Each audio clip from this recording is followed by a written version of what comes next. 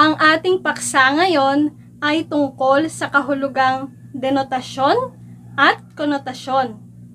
Tutukuyin natin kung ano ang pagkakaiba ng dalawa. Aalamin din natin kung ano ang kahulugan ng mga salita batay sa konteksto ng pangungusap, denotasyon at konotasyon, batay sa kahulugan at kasalungat nito. Huwag kayong mag-alala dahil marami ako inihandang mga halimbawa at pagsubok sa inyo upang lubos ninyo itong maunawaan. Handa na ba kayo? Tara, simulan na natin ang virtual na pag-aaral.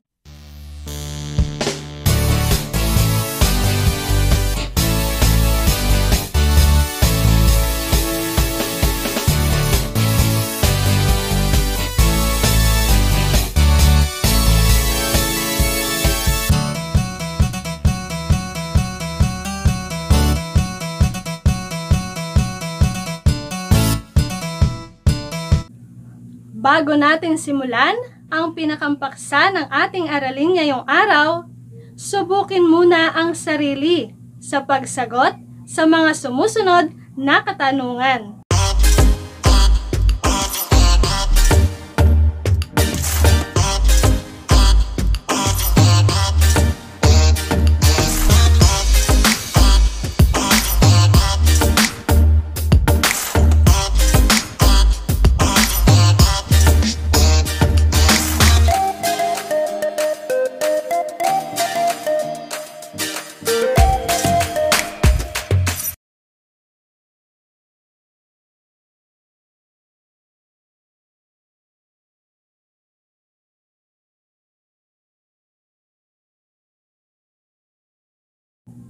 Ayan! Mamaya, pagkatapos ng paglalahad ng paksa, ay sasagutin natin ang aking inihandang mga katanungan. Alamin din ninyo kung tama nga ba ang inyong sagot. Sa pagbibigay kahulugan ng salita, may dalawang paraang ginagamit. Ang isa ay ang kahulugang denotasyon at ang isa naman ay ang kahulugang konotasyon. Kaya ngayon, tatalakayin natin ang tungkol dito. Upang lubos ninyo itong maunawaan, gamitin natin ang Venn diagram. Ang pagkakatulad ng dalawa ay ang proseso ng pagbibigay kahulugan sa mga salita. Sa denotasyon, ang kahulugan ng salita ay nagmula sa diksyonaryo. Ito ay aktwal o literal. Maituturing din na pangunahing kahulugan ng isang salita. Sa konotasyon naman, nagpapahiwatig ng karagdagang kahulugan ng isang salita. Nag-iiba ang pagpapakahulugan ayon sa saloobin, karanasan at sitwasyon ng tao. Tandaan ang letrang D sa unahan ng salitang denotasyon. Ito ay katumbas din ng letrang D sa unahan ng salitang diksyonaryo. Kaya kapag narinig o nabasa ninyo ang denotasyon, ang pagpapakahulugan ng salita nito ay mula sa diksyonaryo. Kaya kung ito ay inyong matatandaan, madali rin ninyong maaalala ang kahulugan ng konotasyon. Sa pagkakataong ito, pag-usapan na natin ang mga halimbawa ng dalawang uri ng pagpapakahulugan sa mga salita. Unahin natin ang kahulugang denotatibo. Gamitin natin ang salitang ahas sa isang pangungusap. Ang bata ay natuklaw ng ahas nang siya ay nagtatago sa damuhan. Bakit kaya ito ang halimbawa ng denotasyon? Tama! Dahil ang salitang ahas sa pangungusap ay aktwal o literal ang pagpapakahulugan.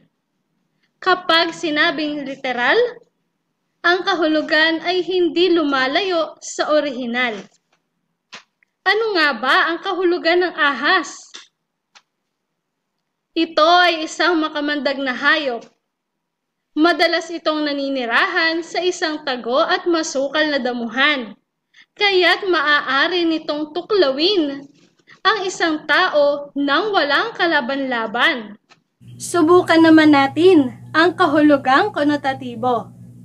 Gamitin natin sa pangungusap ang ibang pagpapakahulugan sa salitang ahas upang mas makita ninyo ang pagkakaiba ng dalawa. Kapatid na ang turing ni Angela sa kaibigang si Maya, ngunit pinagnakawan siya nito. Alin kaya sa pangungusap ang nagpapakahulugan sa salitang ahas? Tama! Nang pinagnakawan ni Maya si Angela na itinuturing niyang kapatid. Dahil dito, ang kahulugan ng ahas ay maaaring bigyang kahulugan bilang isang taong taksil, traidor, at walang utang na loob. Unang bilang, si Mikmik ay labis ang pagmamahal sa kanyang ina. Ikalawang bilang, nababahala siya dahil kailangang operahan sa puso ang kanyang ina.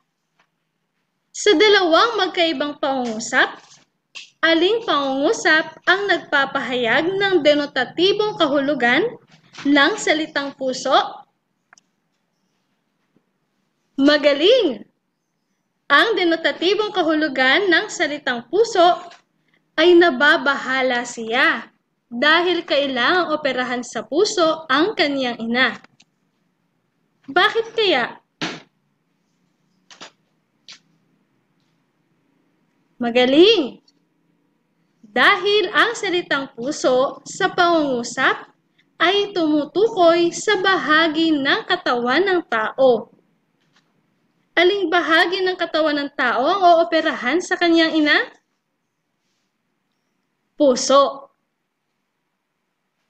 Sa makatuwid, ang pangungusap na nagpapahayag ng konotatibong kahulugan ng puso ay ang unang pangungusap. Bakit kaya? Sapagkat ang salitang puso sa konotatibong pagpapakahulugan ay sumisimbolo sa pagmamahal o pag-ibig. Ano ang kanyang nararamdaman sa kanyang ina? Tama, pagmamahal. Sa pagpapakahulugan ng mga salita, hindi ito nababatay lamang sa konteksto ng pangungusap o pagkakagamit nito sa pangungusap. Ito ay nababatay din sa kung ano ang kasing kahulugan. Katulad sa salitang taksil. Ano ang kasing kahulugan nito? Tama! Ang kasing kahulugan nito ay traidor at mandaraya. Ano naman ang kasing kahulugan ng pagmamahal? Magaling! Ang kasing kahulugan nito ay pagsinta at pag-ibig. Ano naman ang kasing kahulugan ng hiyas? Mahusay! Ito ay kagandahan. Ngayon, may inihanda akong mga salita. Papangkatin natin kung ano-anong mga salita ang magkakasing kahulugan. Ready?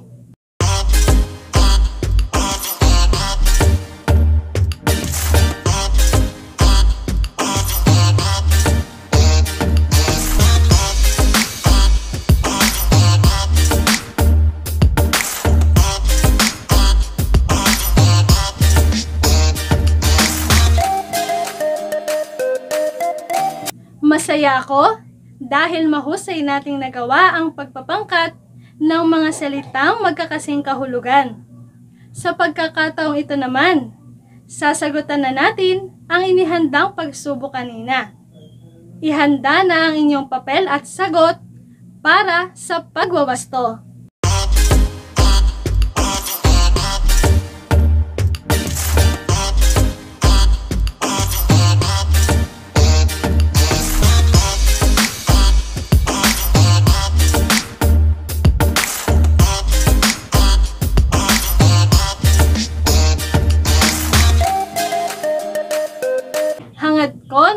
nakuha ninyo ng wasto ang lahat ng bilang. Natuto ba kayo sa araw na ito? Masayang-masaya ako na makasama kayo sa isang makabuluhan at puno ng aral na talakayan. Hangad ko na babaunin ninyo ang inyong natutuhan sa wasto at tapat na pagsasagot sa inyong module. Muli, ako si Ma'am Sobel. Tandaan, mahalagang may pinag-aralan dahil susi ito sa mas magandang kinabukasan. Hanggang sa muli!